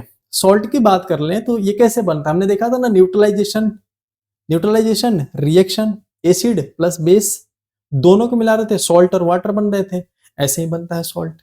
ठीक है, अच्छा एक बात बताओ, अगर किसी ने स्ट्रॉन्ग एसिड मिला दिया, स्ट्रॉन्ग एसिड में जैसे HCl मिला दिया, और कोई वीक सा बेस मिला दिया जैसे अमोनिया मिला दिया, ठीक है, अभी मैं आगे लिखा हुआ है पूरा लिस्ट मैंने लिख करके मैं लाया हुआ हूँ, कौन सा स्ट्रॉन्ग एसिड होता है, कौन सा स्ट्रॉन्ग बेस होता है, और कौन सा वीक एसिड है, कौन सा वीक बेस है। ठीक है, तो तुम उदाहरण के तौर पर अभी समझो, स्ट्रॉन्ग एसिड और स्ट्रॉन्ग बेस दोनों मिला दिया जाए तो जो सॉल्ट बनेगा ना उसका पीएच 7 होता है। पीएच सॉल्ट का जनरली पीएच 7 होता है, न्यूट्रल होता है। ठीक है, अच्छा अगर तुम ऐसा सॉल्ट बना रहे हो जिसमें एसिड तो स्ट्रॉन्ग है लेकिन बेस क्या है, कमजोर है, ठीक है, तो पीएच क्या हो जाएगा, एसिड की तरफ झुक जाएगा, तो एसिड की तरफ झुकेगा तो 7 से कम हो जाएगा। ठीक है, अगर बेस स्ट्रॉन्ग हो जाएगा तो पीएच बेस की तरफ झुक जाएगा, यानी 7 से ज्यादा हो जाएगा। बस ये ध्यान रखना है, ये सब क्वेश्चन आते हैं दोस्त, यहाँ से क्वेश्चन आते हैं, तभी मैंने कराया है। अच्छा, कॉमन सॉल्ट क्या होता है बताओ, साधारण नमक या सामान्य नमक क्या होता है? तो साधारण नमक की अगर हम बात करें तो इसका सबसे पहले नाम होता है सोडियम क्लोराइड, सबको पता होगा, और इसका फॉर्मूला क्या होता है, NaCl, बच्चे बच्चे को पता है ये। ठीक है, सर ये बनता कैसे है, तो तुम्हें पता है कि सॉल्ट बनाने के लिए हमें एक एसिड डालना पड़ेगा और एक बेस डालना पड़ेगा। तो एसिड कौन सा है, हाइड्रोक्लोरिक एसिड, यहाँ पर HCl, और बेस कौन सा है, सोडियम हाइड्रोक्साइड, तो ये हो गया तुम्हारा बेस। तो दोनों को मिलाओगे तो क्या बनेगा, सॉल्ट। सॉल्ट कौन सा है, NaCl और पानी। ठीक है, तो ये बन गया तुम्हारा सॉल्ट। इसी सॉल्ट को हम कह देते हैं कॉमन सॉल्ट, या इसी को हम कह देते हैं टेबल सॉल्ट। क्यों? क्योंकि हर किसी के टेबल पर यही सॉल्ट मिलता है। ठीक है, NaCl। अच्छा, इसी NaCl का नाता तुमने सुना है ना, वो नमक नमक आंदोलन, ठीक है, गांधी जी का जो डांडी मार्च हुआ था और सॉल्ट लॉ को उन्होंने ब्रेक किया था। ठीक है, वो नमक कौन सा नमक था, तो टाटा नमक नहीं था, NaCl ही था। ठीक है, NaCl देश का नमक, ठीक है, यही वाला नमक था। इसके बाद बात करें तो इस NaCl का यूज कहाँ कहाँ पर होता है, जो खाने का सोडा बेकिंग सोडा बनाते हैं ना उसमें इसका इस्तेमाल होता है, जो वॉशिंग सोडा होता है ना कपड़ा धोने का सोडा उसमें इसका इस्तेमाल होता है, ब्लीचिंग पाउडर में इसका इस्तेमाल होता है। अच्छा, यहाँ से एक चीज और याद रखना बहुत इंपॉर्टेंट है, यहाँ से कई बार सवाल आता है, NaCl को जब तुम पानी के साथ रिएक्शन कराओगे, ठीक है, पानी के साथ रिएक्शन कराओ, घोल दो पानी में। आपने देखा होगा ना कि क्या करते हैं, जब बिजली जहां अपने घर वगैरह में अर्थिंग लगाते हैं ना, वहां पर पानी डालते हैं और उसमें हल्का सा नमक घोल करके उसमें लगा देते हैं। क्यों? क्योंकि उससे बिजली का प्रवाह कराया जाता है और उससे क्या हो जाता है, काफी अच्छी बिजली प्रवाह करती है। तो NaCl को जब पानी में आपने घोल दिया और बिजली की प्रवाह करी ना, तो होता क्या है कि Na जो है वो OH के साथ जुड़ जाता है। ये देख रहे हो आप, Na क्या हो गया, OH के साथ जुड़ गया, और क्लोरीन और हाइड्रोजन दोनों अलग अलग हो जाते हैं। ठीक है, इस पूरे प्रोसेस को क्लोर अल्कली प्रोसेस कहते हैं। ये पूछा हुआ है आपके एग्जाम में, तभी मैं लिख के आया, 1000 बार पूछा गया है, खास करके CDS जैसे एग्जाम में पूछ लिया जाता है ये। तो क्लोर अल्कली प्रोसेस इसको कहा जा रहा है, ठीक है, कहा जाता है। अच्छा, ये जो NaCl है ना, ये NaCl क्या है, पानी में घुला हुआ है, इसीलिए इसको हम एक्वस नाम देते हैं। एक्वा मतलब पानी से जुड़ा हुआ। तो जब ये पानी में घुल जाता है ना NaCl, तो हम इसको ब्राइन कहते हैं। एक बार तो यही सवाल पूछ लिया था, ब्राइन क्या होता है, तो NaCl। ठीक है, NaCl एक्वस फॉर्म में। अच्छा, होता क्या है ना, जब एक बर्तन होता है और इधर क्या हो जाता है, पॉजिटिव चार्ज लगा होता है और इधर क्या हो जाता है, निगेटिव चार्ज लगा होता है। पॉजिटिव चार्ज को हम कह देते हैं क्या, एनोड, और निगेटिव चार्ज को हम कह देते हैं क्या, कैथोड। तो जब आप बिजली अब उत्पादन करते हो ना, तो ये टूटता है, ये रिएक्शन के बाद टूटता है। ये जो आपका क्लोरीन दिख रहा है ना, क्लोरीन, आपको पता है ना क्लोरीन पर माइनस चार्ज होता है, ये सारी बातें मैं बता चुका हूं। तो किधर की तरफ जाएगा, प्लस वाले के साइड। तो क्लोरीन कहाँ चला जाता है, एनोड के साइड चला जाता है। और जो हाइड्रोजन है ना, हाइड्रोजन पे कौन सा चार्ज आता है, प्लस चार्ज। तो ये किस किसकी तरफ जाएगा, माइनस वाले की तरफ, यानी कैथोड की तरफ जाएगा। पूछा जाता है कि एक बात बताइए, सोडियम हाइड्रोक्साइड किधर जाएगा। तो ये जो सोडियम हाइड्रोक्साइड है, ये भी कैथोड की तरफ ही जाता है, मतलब निगेटिव के साइड जाता है। ठीक है, ये किधर जाता है, कैथोड के साइड चला जाता है। बस इतना ही ध्यान रखना है। अब आ जाते हैं एक एक अच्छे अच्छे कंपाउंड्स के बारे में पढ़ लो। जैसे सबसे पहला नाम आ जाता है ब्लीचिंग पाउडर, हिंदी में कह देते हैं इसको हम विरंजक चूर्ण। खाने वाला चूर्ण नहीं है बेटा, खा के देख लेना, अंदर से निकलेंगे तुम्हारे क्या, वो बुलबुले। तो ब्लीचिंग पाउडर का फॉर्मूला होता है काओ कलकल। कैसे याद रखोगे, काओ कलकल, काओ से, का से कैल्शियम, ओ से ऑक्सीजन, और कलकल से मतलब 2 बार क्लोरीन। तो याद हो गया काओ कलकल। इसका दूसरा नाम क्या है, केमिकल नेम कैल्शियम ऑक्सीक्लोराइड। ठीक है, कैल्शियम और ऑक्सीजन में का ऑक्सी, और क्लोराइड का क्लोराइड, हो गया कैल्शियम ऑक्सीक्लोराइड। इसका कॉमन नेम है क्लोरीनेटेड लाइम। ठीक है, ये याद नहीं रखना है, बाकी ये इंपॉर्टेंट है। अच्छा, इसको ना सबसे पहले ढूंढा था चार्ल्स टेनेंट ने, किसी ने, ये पूछा नहीं जाता है लेकिन फिर भी मैंने लिख दिया 1799 में। अच्छा, एक बात बताइए सर, ये काऊ कलकर विरंजक चूर्ण बनाते कैसे हैं, हमें नहीं पता। आप बताओ, हमें अगर बनाना तो हम क्या करेंगे। बेटा कुछ मत करना, आप कैल्शियम हाइड्रोक्साइड लेना और क्लोरीन के साथ रिएक्शन करा देना। कहाँ मिलेगा सर ये, अब मैं क्या जानू, तुम्हारा काम है, मेरा काम बताना है, तुम जानो कहाँ से ढूंढना है। तो कैल्शियम हाइड्रोक्साइड लो और क्लोराइड के साथ रिएक्शन करा दो। जैसे तुम रिएक्शन कराओगे ना, देखो अरे भैया ये तो काओ कलकल बन गया। क्या बन गया, काओ कलकल। ठीक है, और यही काओ कलकल क्या होता है, ब्लीचिंग पाउडर होता है। और साथ में देखोगे क्या, पानी निकल गया, पानी निकल गया। ठीक है, अब इसका इस्तेमाल कहाँ कहाँ पर होता है। अच्छा, एक और चीज है, जो काओ कलकल है ना, ब्लीचिंग पाउडर, ये बेसिक होता है, एसिडिक नहीं होता है। इसका इस्तेमाल कहाँ कहाँ पर होता है, एक तो कपड़ा वगैरह धोने में होता है इसका इस्तेमाल, वॉशिंग वगैरह करने में। ठीक है, इसीलिए टेक्सटाइल वगैरह, टेक्सटाइल मतलब होता है कपड़ा वगैरह का उद्यान का जो फैक्ट्री होता है ना, उसको हम टेक्सटाइल कहते हैं, टेक्सटाइल इंडस्ट्री। पेपर का इंडस्ट्री में होता है, पेपर का फैक्ट्री में होता है, जहाँ पेपर कागज के कारखाने हैं। ये ऑक्सीडाइजिंग एजेंट की तरह काम करता है, कल बता चुका हूं मैं आपको। इसका इस्तेमाल स्पेशली, ये स्टार मार्क के लिए पूछा गया है, पीने वाला जो पानी होता है ना, उसको शुद्ध करने के लिए, पानी को साफ करने के लिए ब्लीचिंग पाउडर डाला जाता है। ठीक है, और इसका इस्तेमाल क्लोरोफॉर्म को बनाने में भी किया जाता है। बस इतना ही ध्यान रखना है, ब्लीचिंग पाउडर के बारे में इससे ज्यादा नहीं पूछा जाएगा। बेकिंग सोडा पे आ जाओ। बेकिंग सोडा मतलब खाने का सोडा सर, जो पाव रोटी सुबह सुबह खाते हो ना, ब्रेड पाव, ये सब, तो बाबू ये उसी में डलता है बेकिंग सोडा। जो घर पे तुम्हें पकौड़े अच्छे लगते हैं ना, उसमें डलता है बेकिंग सोडा। ठीक है, देखो, बेकिंग सोडा को हम बेकिंग सोडा ही कहते हैं और खाने का सोडा कहते हैं। इसका रासायनिक फॉर्मूला क्या हो जाता है सर, सोडियम और हाइड्रोजन कार्बोनेट। ठीक है, हाइड्रोजन कार्बोनेट, या इस हाइड्रोजन कार्बोनेट का दूसरा नाम क्या है, सोडियम बाई कार्बोनेट। ठीक है, अब ये कैसे बनता है सर, जरा ये भी तो बता दो हमें। कुछ नहीं होता है दोस्त, NaCl लो। हमने देखा है ना कि NaCl जो हमने बनाया, उसका बेकिंग सोडा बनाने में, वॉशिंग सोडा बनाने में काम आता है। तो तुम ले लो नमक, नमक लेकर के पानी में घोलो, उसमें थोड़ा सा कार्बन डाइऑक्साइड डाल दो और थोड़ा सा अमोनिया डाल दो। ठीक है, जब ये सारी चीजें मिला दोगे ना, तो तुम देखोगे कि 2 चीजें बन करके निकली। पहले का नाम है अमोनियम क्लोराइड, दूसरे का नाम है सोडियम हाइड्रोजन कार्बोनेट। सर यही तो ढूंढ रहे थे हम, इसी का तो नाम है बेकिंग सोडा। ठीक है ना, तो ऐसे बनता है बेकिंग सोडा। इस प्रोसेस को कहते हैं सॉल्वे प्रोसेस। क्या कहते हैं, सॉल्वे प्रोसेस। ठीक है सर, जरा ये भी बता दीजिए कि बेकिंग सोडा के प्रॉपर्टी क्या क्या होता है, कैसे पहचानेंगे हम कि हाँ बन गया हमारा बेकिंग सोडा। हम इन दोनों को अलग अलग कैसे पहचानेंगे। तो देखो, ये जो बेकिंग सोडा है ना, तुमने देखा होगा खाने वाने में जो डालते हैं, उसका क्रिस्टल सफेद रंग का होता है, देखा है ना। उसको जैसे तुम पानी में डालते हो, वो घुल जाता है, सोल्यूबल होता है, और ये माइल्ड बेसिक होता है। अगर तुम्हें कभी वो मक्खी काट ले या चींटी काट ले या मधुमक्खी काट ले, ठीक है ना, तो क्या करा करो, हल्का सा ये वाला खाने का सोडा लेकर के वहां पर लगा दिया करो। वो कोई तरह का सूजन नहीं होगा, पेन नहीं होगा, जलन नहीं होगी। क्यों, क्योंकि ये होता है बेसिक, और उसने जो काटा है उसमें होता है क्या, एसिड। ठीक है, उसमें होता है क्या, एसिड। तो न्यूट्रलाइज कर देता है, मामला खत्म। चलो, और ये नॉन कोरोसिव होता है, जलता नहीं है, ये भी आपको ध्यान रखना है। आगे आ जाते हैं तो यूज देख लेते हैं। यूज की बात करें, इसका इस्तेमाल कहाँ कहाँ पर होता है। सबसे पहले तो तुम्हें पता होगा कि इसका इस्तेमाल बेकिंग पाउडर के तौर पे होता है। बेकिंग पाउडर कैसे बनता है कि सोडियम, ये हो गया तुम्हारा बेकिंग पाउडर, बेकिंग सोडा, और इसमें तुमने देखा होगा ना, कई लोग जो ये ब्रेड वगैरह बनाते हैं ना, जहां पर ये बेकिंग का काम चलता है, जाके पता करना, वो क्या करते हैं ना, इस बेकिंग सोडा में थोड़ा सा टार्टरिक एसिड डाल देते हैं। हमने देखा था टार्टरिक एसिड जो इमली से निकल रहा था, हाँ, तो टार्टरिक एसिड में से क्या निकलेगा, H+ आयन निकलेगा, वो इसके साथ रिएक्शन करता है। रिएक्शन करके क्या बना लेता है सर, तो ये बना देता है sir carbon dioxide plus water और plus sodium salt of acid. ये सारे इंपॉर्टेंट नहीं है, इंपॉर्टेंट क्या है, कार्बन डाइऑक्साइड। क्यों इंपॉर्टेंट है सर, क्योंकि जो तुम्हें फुला फुला सा मुलायम मुलायम सा ब्रेड दिख रहा है ना, स्पंजी स्पंजी सा जो केक दिख रहा है ना, वो किसके कारण है, वो इसी कार्बन डाइऑक्साइड के कारण होता है। ठीक है, वो इसी कार्बन डाइऑक्साइड के कारण होता है। ये पूछा गया है सीएपीएफ के एग्जाम में, 2021 में शायद पूछा हुआ था, तो ध्यान रखना है इस कार्बन डाइऑक्साइड। कई एग्जाम में ये क्वेश्चन पूछा गया, कार्बन डाइऑक्साइड में के कारण वो मुलायम हो जाता है। अच्छा,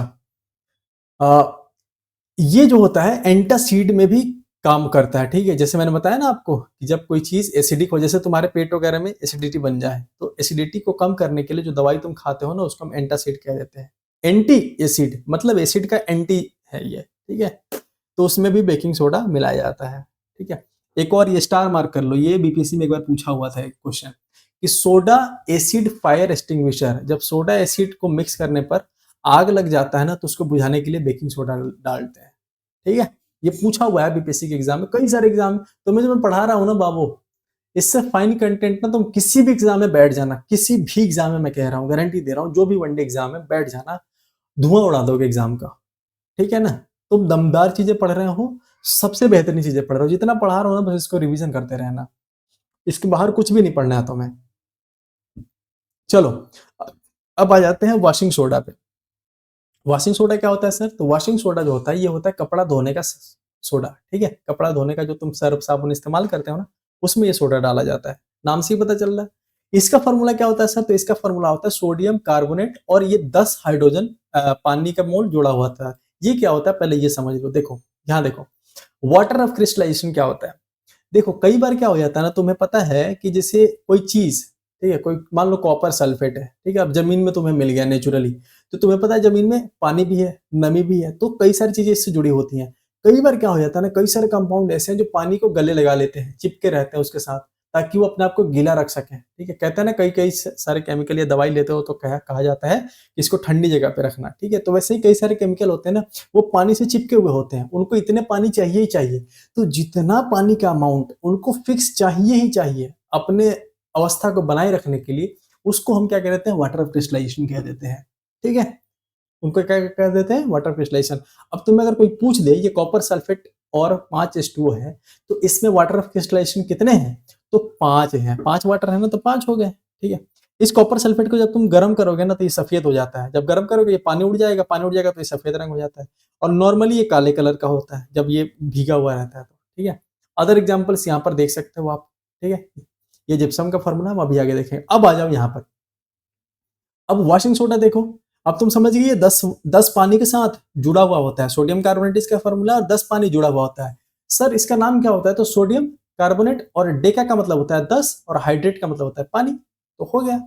अब देखो ये बनता कैसे है, प्रिपरेशन कैसे होती है, तो सोडियम कार्बोनेट लो और 10 पानी, इसमें दोनों को मिला लो, अगर खुद से बनाना है तो दोनों को मिला दोगे तो बन गया। इसमें करना क्या है, इसका यूज कहाँ कहाँ पर होता है, तो ग्लास को बनाने में, साबुन को बनाने में, पेपर इंडस्ट्री में, यहाँ पर इसका इस्तेमाल होता है। इसके अलावा सर, तो जितने भी सोडियम के कंपाउंड बनते हैं, जैसे बोरेक्स, हम पढ़ेंगे आगे पढ़ेंगे, तो बोरेक्स जो होता है, बोरेक्स को बनाने में, या सोडियम के जितने कंपाउंड बनते हैं उन सबको बनाने में इसका इस्तेमाल किया जाता है। इसके अलावा सर, कपड़ा वगैरह धोने में, जो भी तुम्हारे सर्फ साबुन है ना, उन सब में इसका इस्तेमाल होता है। ठीक है, अब आगे देखो, आगे देखो, परमानेंट हार्डनेस, ये पूछा जाता है क्वेश्चन कि पानी अगर मान लो परमानेंट हार्ड हो जाए, ठीक है, मतलब कठोर हो जाए, ठीक है, तो उसको हम कैसे खत्म करेंगे। पहले तो ये बात जान लो कि परमानेंट हार्डनेस क्यों होता है, कैल्शियम और मैग्नीशियम के कारण होता है। जब पानी में तुम्हारे कैल्शियम और मैग्नीशियम का अमाउंट आ जाएगा या बढ़ जाएगा, तो पानी हार्ड होने लगता है और उसको तोड़ना मुश्किल हो जाता है। ठीक है, उससे वो क्या कहते हैं, जो झाग निकलता है ना, वो मुश्किल से निकलता है। ठीक है, उसको साफ करना मुश्किल हो जाता है, तो उसमें हम वॉशिंग सोडा डाल देते हैं। ठीक है, चलो वॉशिंग सोडा को ना, अगर मान लो उस वॉशिंग सोडा में से ये पानी निकाल दी जाए, 10 जो मॉलिक्यूल है पानी के इसके हटा दी जाए, तो क्या बच जाएगा? Na2CO3। इस Na2CO3 को हम क्या कहते हैं? सोडा ऐश कहते हैं। स्टार मार्क कर लो, सोडा ऐश कहते हैं।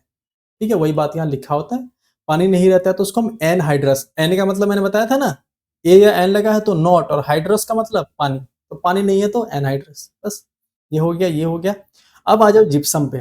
तो जिप्सम की अगर हम बात करें तो जिप्सम का फॉर्मूला होता है कैल्शियम सल्फेट, और इसमें दो मॉलिक्यूल जुड़े होते हैं, किसके? पानी के। ठीक है, कैल्शियम सल्फेट और डाईहाइड्रेट। क्यों डाईहाइड्रेट? क्योंकि सर इसमें 2 मोल पानी के जुड़े हुए हैं, सीधी बात है। ठीक है, कितने क्रिस्टल ऑफ वाटर हैं? 2 हैं क्रिस्टल ऑफ वाटर। अच्छा, इसका इस्तेमाल कहाँ किया जाता है? प्लास्टर ऑफ पेरिस, पीओपी, जो तुम्हारे घर के छत में लगते हैं ना, डिजाइन बने होते हैं पंखे के चारों तरफ, लाइट के चारों तरफ, छतों में। ठीक है, तो वो पीओपी होता है, और कई सारी इसकी डिजाइनें बनती है, कई सारी जगह पे इससे काम आता है।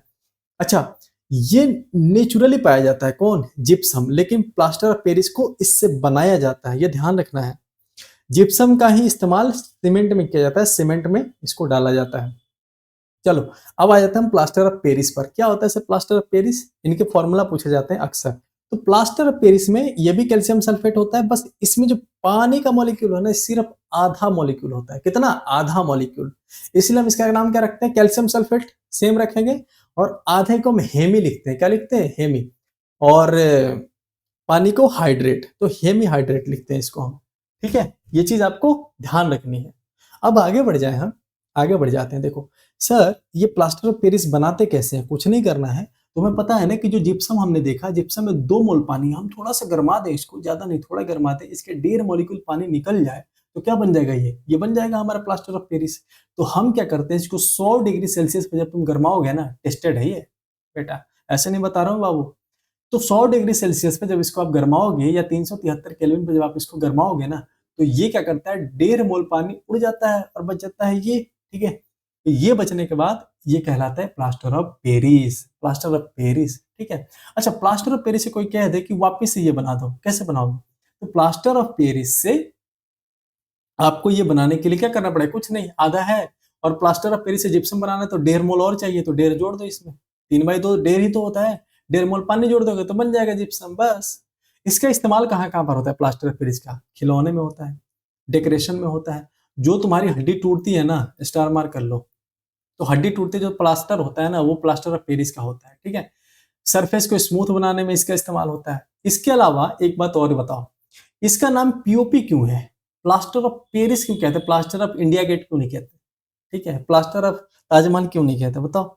इसलिए नहीं कहते हैं क्योंकि सबसे पहले एक मोंट मार्ट्रे नाम का पहाड़ है। कहाँ पर है ये? पेरिस में है। वहीं पर ये मिला था, इसलिए इसका नाम प्लास्टर ऑफ पेरिस कहते हैं। यूरोप वालों का ना ये जो है ना, हर चीज का क्रेडिट उनको लेना है बस। ठीक है ना? चलो, एक और कंसेप्ट समझ लो, ये भी तुम्हें कोई नहीं पढ़ाता, लेकिन यहाँ से सवाल आता है।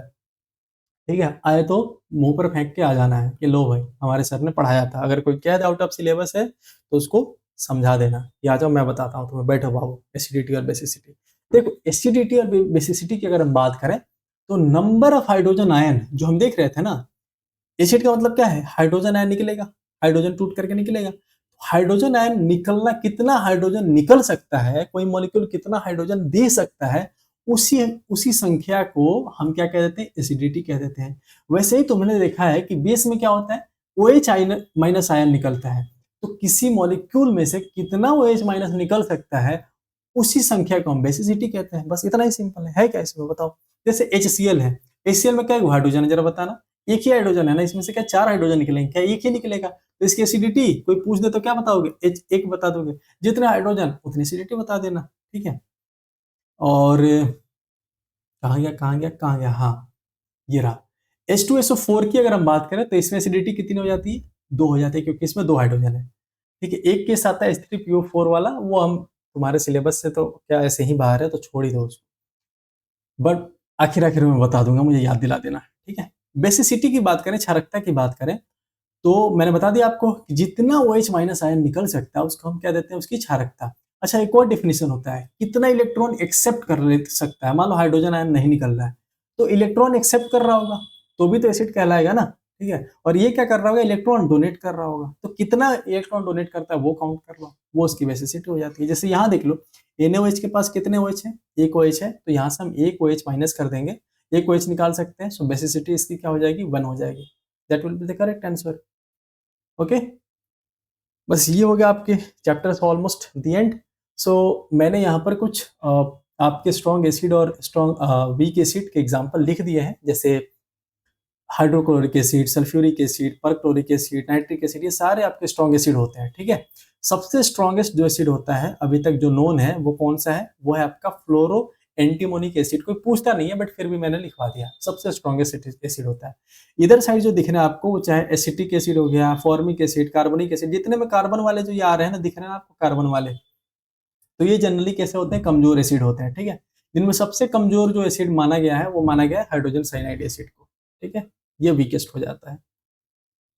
बस अब बेस देख लें, बेस देख लें, तो अगर स्ट्रॉन्ग बेस की बात करें तो ये सारे जितने भी तुम्हारे ये फर्स्ट ग्रुप यानी अर्थ मेटल और अल्कली मेटल और अल्कली अर्थ मेटल, इन दोनों ग्रुप के जो बेस होते हैं ना स्ट्रॉन्ग बेस होते हैं। जैसे sodium hydroxide, potassium hydroxide, barium hydroxide, calcium hydroxide, ये सारे स्ट्रॉन्ग बेस होते हैं। सबसे स्ट्रॉन्ग बेस अगर तुम्हें इन दोनों में से जो भी ऑप्शन में दिखेगा ना वो लगा देना।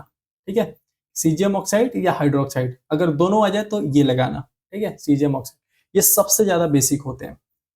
वीक बेस की बात करें तो अमोनिया कमजोर बेस होता है, मिथाइल मिथाइलामीन, ये क्या हो जाता है, ये भी वीक बेस होता है। एनिलीन बहुत अच्छा एग्जांपल है, ये वीक बेस होता है। एल्यूमिनियम हाइड्रोक्साइड ये भी वीक बेस होता है। रटना नहीं है, बस एक बार देख लेना। कुछ जरूरी सॉल्ट के बारे में भी देख लो, कौन कौन से सॉल्ट होते हैं सर, जैसे कॉपर सल्फेट। क्यों जरूरी है सर, क्या इसके फॉर्मूला मुझे याद करने, नहीं, इनकी कॉमन नेम होते हैं ये सब। क्या होता है ये कॉमन नेम, यहाँ लिख देता हूं मैं ताकि आप भूलो ना। ये है आपके क्या, केमिकल नेम, केमिकल नेम, और ये है क्या आपका कॉमन नेम। ठीक है, ये आपका कॉमन नेम। तो केमिकल नेम है कॉपर सल्फेट, और इनको हम केमिकली क्या नॉर्मली क्या कह देते हैं, तो हम इनको कह देते हैं ब्लू विट्रियोल। आयरन सल्फेट है, इसको हम कह देते हैं ग्रीन विट्रियोल, और जिंक सल्फेट है, इसको हम कहते हैं व्हाइट विट्रियोल। याद करने का तरीका बता दूं, ट्रिक बता दूं, चलो देखो ध्यान से देखना। ब्लू विट्रियोल है, बी आता है, कॉपर वाले में सी आता है, तो बी वाला सी वाला एक साथ आते हैं। ठीक है, तो कॉपर वाला ब्लू विट्रियोल। यहाँ देखो आयरन में एफ आता है, एफ के बाद जी आता है, तो एफ और जी वाले एक साथ हैं, तो आयरन वाला ग्रीन विट्रियोल, जो बच गया वो व्हाइट विट्रियोल, खत्म। हल्के में ले रहे हैं। आ जाओ, चौथा नंबर देख लेते हैं, ये है पोटेशियम एल्यूमिनियम सल्फेट। ठीक है, इसका फॉर्मूला देखना है, नहीं देखना है, इसलिए ये इंपॉर्टेंट है क्योंकि जो तुम फिटकरी देखते हो ना, कभी शेव वगैरह कराने गए होगे तो वहां पर क्या हो जाता है, शेव करने के बाद, अब तो कम हो गया है, वो क्या करते हैं फिटकरी लगा देते हैं। ठीक है, तो उस फिटकरी का फॉर्मूला ये होता है। मैग्नीशियम सल्फेट की बात करें तो इसको हम इप्सम सॉल्ट कहते हैं। वैसे ही सोडियम हाइड्रोक्साइड की बात करें तो कॉस्टिक सोडा कहते हैं, ये पूछा जा सकता है। कॉस्टिक सोडा सोडियम हाइड्रोक्साइड को हम कहते हैं। पोटेशियम कार्बोनेट को हम पोटास कह देते हैं, ये कई बार पूछा गया है। सिल्वर नाइट्रेट को हम लूनर कॉस्टिक कह देते हैं। और फेरस अमोनियम सल्फेट को हम क्या कहते हैं, मोर सॉल्ट। मोर सॉल्ट देख लेना, कॉस्टिक सोडा देख लेना, ये एप्सम सॉल्ट देख लेना, और विट्रियोल वाला एग्जाम्पल देख लेना, और एलम भी देख लेना। चलो अब एक दो बातें और देख लो, उसके बाद खत्म करते हैं। सोडियम जो थायोसल्फेट होता है ना, को सर कितने पढ़ा हुए हैं, बस ये लास्ट है। तो थायोसल्फेट इसलिए इंपॉर्टेंट है, देखो थायो में टी आता है, फोटो में टी आता है, तो ये फोटोग्राफी के लिए इंपॉर्टेंट हो जाता है। नाइट्रिक अम्ल जो होता है, नाइट्रिक एसिड, इसका फॉर्मूला क्या हो जाता है, HNO3। तो ये इस्तेमाल होता है जो एक्सप्लोसिव्स बनते हैं ना, विस्फोटक, उनका ट्राई नाइट्रोटोलुइन, ये TNT का फुल फॉर्म होता है, तो उन सब में नाइट्रिक एसिड का इस्तेमाल होता है। जो तुम बैटरी देखते हो ना, लेड स्टोरेज वाले बैटरी तुमने देखे होंगे, बड़े बड़े जो बैटरी आते थे बचपन में, जब तुम गांव वगैरह में जब जो रहे होंगे उनको पता होगा कि सिनेमा वगैरह देखना होता था तो क्या करते थे, किराए पर जा करके बैटरी वाला ले आते थे, क्योंकि उस समय बिजली नहीं हुआ करती थी हर जगह पे। ठीक है, बहुत वो अलग ही माहौल हुआ करता था। तो उसके लिए उसमें क्या डाला जाता है, सल्फ्यूरिक एसिड डाला जाता है या H2SO4 डाला जाता है। बोरिक अम्ल मिलाया जाता है किसमें, एंटीसेप्टिक में। जब तुम घाव वगैरह देखते हो ना तुम तो उसमें क्या मिलाया जाता है, बोरिक एसिड मिलाया जाता है। जो घाव वगैरह कट गया उसको ठीक करना है, तो उसमें उसी को हम एंटीसेप्टिक कह देते हैं। ठीक है, और जो तुम्हारा सलाइवा है ना, जो लार टपकता है तुम्हारा, ठीक है, उसका पीएच 6.2 से लेकर के 7.6 तक होता है, इतना ध्यान रखना। अच्छा, एक टर्म चलता है एंटासिड, मैंने बता भी दिया, वैसे फिर भी बता देता हूँ। एंटासिड का मतलब होता है जब एसिडिटी बढ़ जाए, जैसे तुम खा पी लेते हो, कुछ तेल मसाले खा लिए तो क्या हो जाता है, पेट में जलन सी होने लगती है, ठीक है, नो पेट को ठीक करे सिर्फ 10 सेकंड में, क्या होता है 10 सेकंड या 5 सेकंड ऐसे कुछ होता है ना, हाँ, उसमें क्या होता है, उसमें एंटासिड होता है। तो एंटासिड का मतलब होता है वैसा केमिकल जो एसिड का एंटी हो, ठीक है, तो उसको हम एंटासिड कह देते हैं। जैसे जितने बेस होते हैं, मैग्नीशियम हाइड्रोक्साइड, ये सब जितने भी होते हैं, ये सारे के सारे एंटासिड होते हैं, मिल्क ऑफ मैग्नीशिया, ये सब। बस आज के चैप्टर में इतना ही रखते हैं। बाकी अब वीडियो अच्छी लग रही हो तो प्लीज लाइक शेयर कर देना, मन हो तो, और दोस्तों को बताओ यार, इतना बढ़िया कंटेंट मुझे नहीं लगता कोई चीज तुम्हें दे रहा होगा, ठीक है ना, पेड बैच में भी नहीं मिलेगा, ठीक है। चलो, पढ़ते रहो, डरना नहीं है दोस्त, तुमसे बेहतर कोई नहीं है। जिस दिन तुम एग्जाम में बैठोगे तुम्हें पता चलेगा कि तुम क्या लेवल की चीजें पढ़ के गए हो, ठीक है ना। डरना नहीं है, पढ़ते रहना है, और यकीनन तुम इस बार ही सिलेक्ट होगे, कोई नहीं रोकने वाला। बस जो चीजें पढ़ाई जा रही है पढ़ते रहो, तुम भरोसा रखो और पढ़ते रहो, ठीक है। चलो, ध्यान रखो, खुश रहो, ठीक है। जय हिंद, जय भारत।